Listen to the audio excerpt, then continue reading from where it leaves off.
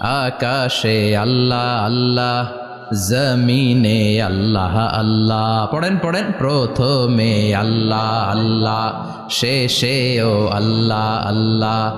আকাশে আল্লাহ আল্লাহ, জমিনে আল্লাহ আল্লাহ। আবার পড়েন, প্রথমে শেষেও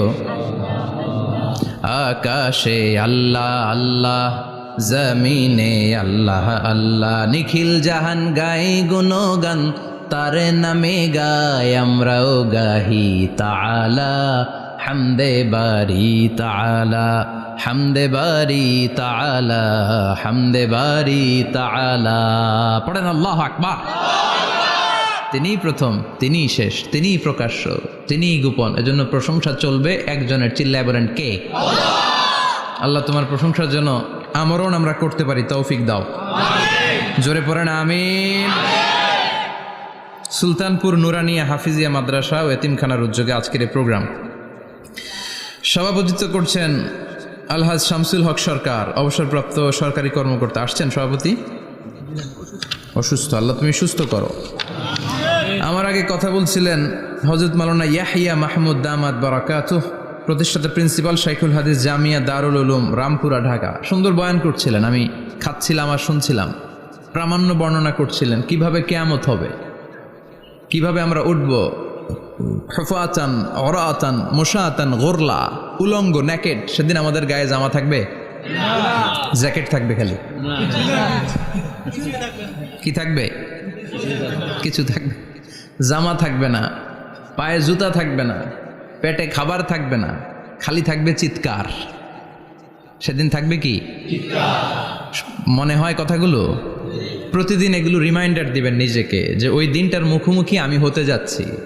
আমি কি তৈরি করেছি আখিরাতে নাজাতের জন্য। প্রতিদিন ভাবতে হবে যে দাদা চলে গেল, বাবা চলে গেল, আমিও ওই একই পথের যাত্রী। দ্য ডেস্টিনেশন ইজ সেম, গন্তব্য এক, কেউ আগে কেউ পরে। এটাই ওয়াজ, এটাই দামি ওয়াজ। এটা মনে রাখলেই মানুষ আর চুরি করতে পারে না, মিথ্যা বলতে পারে না, ইফটিজিং করতে পারে না, পরকিয়া করতে পারে না, মতের বিরুদ্ধে গেলে তারে রামদা দিয়ে কোপাইতে পারে না। চিল্লা এখন ঠিক কিনা? এটাই হচ্ছে ইসলাম। আখিরাতের স্মরণ, যিকরাদ্দার। চলে যেতে হবে। ছোট্ট আছি, বড় হব। এই যে দাড়ি পাকা মুরব্বীরা যারা আছেন, ওনার মায়ের পেট থেকে তো এরকম সাদা দাড়ি নিয়ে বেরিয়েছিল না?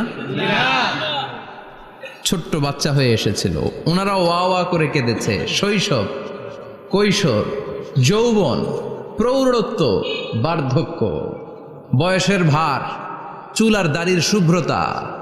আগে ছিল সিঙ্গেল, হয়েছে ডবল, এরপর হয়েছে মেয়ের বাপ, এরপরে শ্বশুর, এরপরে নানা। This is the circle of life. এটাই সার্কেল, রাউন্ড, এভাবে ঘুরে আবার চলে যেতে হবে। এই চিন্তাটা যদি মাথায় থাকে, ওই লোক টেন্ডারবাজি করতে পারে? চাঁদাবাজি, ইফটিজিং, মিথ্যা বলতে পারে? যৌতুক খেতে পারে? এজন্য সব সময় give yourself the reminder of আখিরা। আখিরাতের রিমাইন্ডার নিজেরাই নিজে দেন। অন্যায় হয়ে গেলে, ভুল হয়ে গেলে রিমাইন্ডার দেন যে থাকতে আসি নাই, চলে যাব। কেউ থাকতে পারে নাই, নবীরাও পারে নাই। যেই মালাকুল মাউত রুহু কবজ করে, ওই ফেরেশতা থাকতে পারছে? চলে গেছে। আমাদেরকে চলে যেতে হবে। আল্লাহ বুঝার তৌফিক দাও। তো উনি এগুলো নিয়ে দেখলাম কথা বলছিল, চমৎকার বলছিল। এরকম ভালো আলেমদের দাওয়াত দেওয়া উচিত, যারা কিচ্ছা কাহিনী না বলে কনস্ট্রাকটিভ কথা বলে। কিছু শিখে যাওয়া যায়, কিছু জেনে যাওয়া যায়। পুঁজির বোঝাটা হালকা না, ভারী করা যায়, ঠিক কি না? আল্লাহ আমাদেরকে তৌফিক দান করুক। উনি যা বললেন আমরা যেন আমল করতে পারি।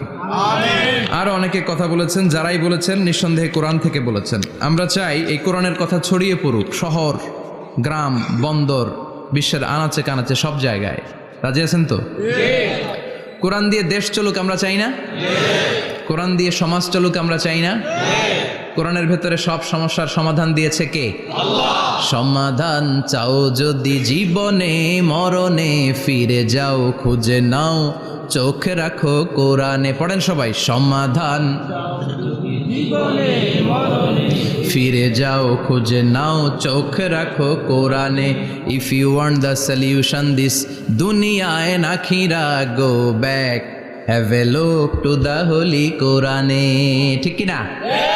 গো back, Sit down and have a look to the Quran. বসো, ঠান্ডা মাথায় দেখো কোরআনে কি বলেছে আল্লাহ। প্রবলেম সলভিং মেথোডোলজি, সব সমস্যার সমাধান এই কোরআনে আছে না নাই?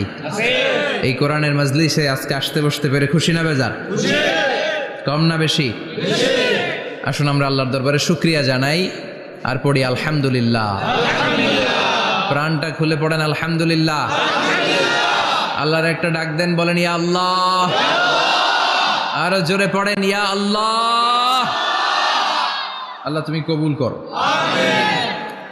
আমরা সরাসরি এই বইটা থেকে এখন কথা শুনবো। এই দেখেন, পৃথিবীর কোনো বইয়ে এত ময়লা থাকে না যত ময়লা থাকে কোরআনে। কারণ সমাধান দিবে তো, এজন্য ময়লা টয়লা নিয়ে সব সমাধান করে ফেলবে কোরআন। যত জায়গায় তাফসির করতে যাই ধুলাবালি মিশে থাকে। Quran for not your bookshelf, Quran is for yourself. Quran আপনার বুক সেলফের জন্য না, কোরআন আপনার জন্য। আমরা বুক সেলফে রাখি, তাও নিচের তাকে না উপরের তাকে, যাতে কেউ নাগাল না পায়। এরকম ডাকাইতে আছে না নাই? কোরআনের সাথে অ্যাটাচমেন্ট বাড়াতে হবে। You have to increase your attachment with the holy Quran. এটা এনলাইটেন করতে এসেছে আপনার জীবনকে, আলোকিত আলোকিত। এই যে আমরা কোরআনের উপর আলোকপাত করি না, এটা এনলাইটেন করে, আলো বিচ্ছুরিত করে, আপনার জীবনকে উজালা করবে। এজন্য কোরআনের সাথে সম্পর্ক বাড়াতে হবে, শুদ্ধভাবে পড়তে জানতে হবে, অর্থ জানতে হবে। আল্লাহ কি বলেছেন জানতে মনে চায় না? আসুন আমরা জানার চেষ্টা করি। আল্লাহ তুমি তৌফিক দাও, পড়েন আমিন। আমি আপনাদের খেদমতে সূরা ইয়াসিন থেকে তেলাওয়াত করছি, টের পাইছেন?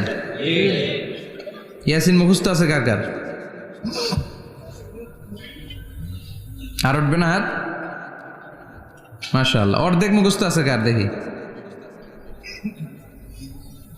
আচ্ছা, প্রথম 5 আয়াত মুখস্থ আছে কার? আচ্ছা, এই সূরার নাম আজকে প্রথম শুনছেন কে কে? হাত তোলেন। নাম সবাই শুনছে তাই না? আল্লাহ কবুল করো। আরো জোরে পড়েন আমিন। তো সূরা ইয়াসিন থেকে আজকে আমরা কথা শুনবো ইনশাআল্লাহ। পড়েন।